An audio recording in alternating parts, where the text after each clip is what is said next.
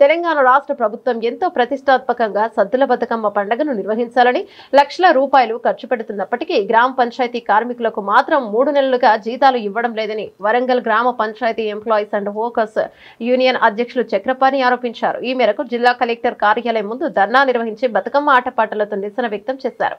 తెలంగాణలో ప్రజలకు అతి ముఖ్యమైన సద్దుల బతుకమ్మ దసరా పండుగ ఉత్సవాలు ప్రారంభమైన నేపథ్యంలో గ్రామ పంచాయతీ కార్మికులు పండుగ పూట పస్తులుండాల్సిన పరిస్థితి ఏర్పడింది మండిపడ్డారు. సద్దులు దసరా పండుగ సందర్భంగా రాష్ట్ర ప్రభుత్వం వీళ్ళ వేతనాలు ఇవ్వకపోవడంతో ఈ కుటుంబాలంతా పస్తులుండేటువంటి పరిస్థితి వస్తూ ఉంది. కానీ రాష్ట్ర ప్రభుత్వం మాత్రం కోట్ల రూపాయలు ఖర్చు చేసి ఇట్లాంటి పెద్ద పెద్ద కట్అవుట్లు పెట్టి బతుకమ్మ ఉత్సవాలు బాగా నిర్వహించండి అని చెప్పేసి గిన్నిస్ బుక్లలో ఎక్కించాలని చెప్పేసి ప్రయత్నం చేస్తూ ఉన్నారు. కానీ 57,000 కుటుంబాలు ఉన్నటువంటి గ్రామ పంచాయతీ కార్మికులకు జీతాలు ఇవ్వకుండా వాళ్ళు ఎట్లా సంతోషంగా ఈ పండుగను జరుపుకుంటారని చెప్పేసి ఈ సందర్భంగా అడగదలిచాం. వాటితో పాటు గ్రామాలల్లో దసరా ఉత్సవాలు కానీ బతుకమ్మ ఉత్సవాలు కానీ ప్రజలందరూ సంతోషంగా జరుపుకుంటారంటే దాంట్లో కీలక పాత్ర పోషించేది గ్రామ పంచాయతీ కార్మికులు. అట్లాంటి గ్రామ పంచాయతీ కార్మికులను ఈ రాష్ట్ర ప్రభుత్వం విస్మరించడం అంటే ఇంతకంటే దుర్మార్గమైంది ఇంకొకటి లేదు. వీళ్ళందరూ కూడా దళితులు, బీసీలు, అణగారిన వర్గాలు, ఇంట్లో ఆర్థికంగా లేనటువంటి కుటుంబాలు.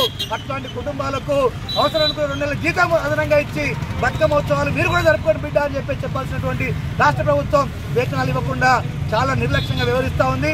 అదేవిధంగా ప్రతిపక్షంలో ఉన్నప్పుడు రేవంత్ రెడ్డి గారు ఇదే ధర్నా చౌక్ దగ్గరికి మా ధర్నా చేస్తున్న సందర్భంగా వచ్చి టీవీ ఛానల్ ద్వారా వేతనాలు ప్రతి నెల 5వ తారీఖు లోపిస్తా అని చెప్పేసి అన్నాడు. మల్టీపర్పస్ విధానం మూలంగా పిట్టలు రాగా గ్రామ పంచాయతీ కార్మికులు చనిపోతూ ఉన్నారు, రోడ్డు మీద పడుతూ ఉన్నారు. ప్రభుత్వం నుంచి ఎలాంటి సాయం అందట్లేదు. ఒక 20 లక్షల రూపాయలు ఇవ్వాలని చెప్పేసి మేము డిమాండ్ చేస్తూ ఉన్నాం.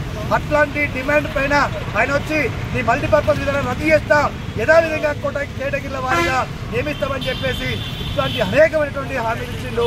ఆ హామీలన్నింటి తుంగలో దక్కినటువంటి పరిస్థితి ఉన్నది.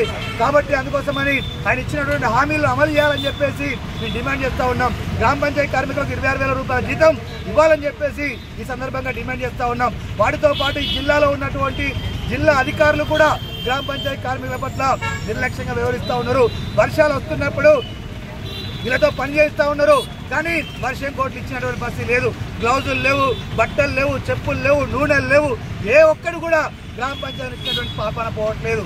కాబట్టి డిపిఓ గారిని అదేవిధంగా జిల్లా అధికారులను డిమాండ్ చేస్తూ ఉన్నాం. ఈ దసరా పండుగ సందర్భంగానే అందరికీ 2 జతల బట్టలు, చెప్పులు, సబ్బులు, నూనెలు వర్షం కోట్లు ఇవ్వాలని చెప్పేసి ఈ సందర్భంగా కోరుతా ఉన్నాం. వర్షం కోట్లు ఇవ్వకపోవడం మూలంగా వర్షంలో తడుస్తూ పనిచేయడం మూలంగా అనారోగ్యాల పాలై వేల రూపాయల ఖర్చు పెట్టుకున్నటువంటి పరిస్థితి ఉన్నది. కాబట్టి ప్రభుత్వం వర్షం కోట్లు ఇవ్వాలని చెప్పేసి ఈ సందర్భంగా డిమాండ్ చేస్తూ ఉన్నాం. ఈ సమస్యలు కనుక ప్రభుత్వం సానుకూలంగా ఆలోచించి పరిష్కారం చేయకపోతే రాబోయే రోజుల్లో మా ఆందోళన పోరాటాలు ఉధృతం చేస్తామని చెప్పేసి ఈ సందర్భంగా హెచ్చరిక జారీ చేస్తూ ఉన్నాం. నా పేరు బొట్ట చక్రపాణి, సిఐ యూనియన్ జిల్లా గౌరవ అధ్యక్షుడు.